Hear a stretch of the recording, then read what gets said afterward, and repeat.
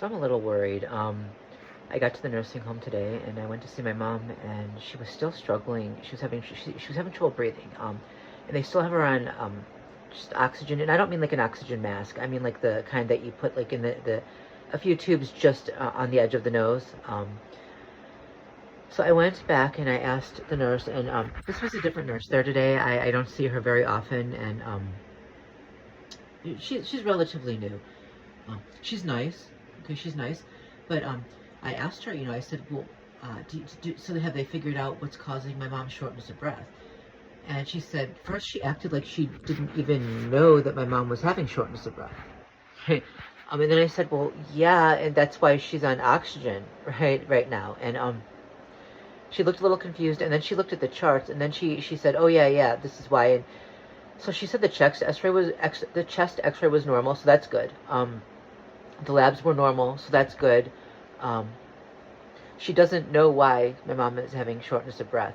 And she looked really confused, like when I first mentioned it, which is a little worrisome because I would assume that the other staff would have told her because she's the nurse there right now. And she would have seen the oxygen in the room, right? And she would have seen, I mean, the big, because it's a clunky machine, and I mean, she would have seen it. She would have seen it on my mom, and she would have also seen my mom struggling to breathe. So I said, so after she told me like all of the labs and the tests were fine, I asked her, well, what could it be? What is causing this? Because she's very uncomfortable, like she looks very distressed, and she's really struggling.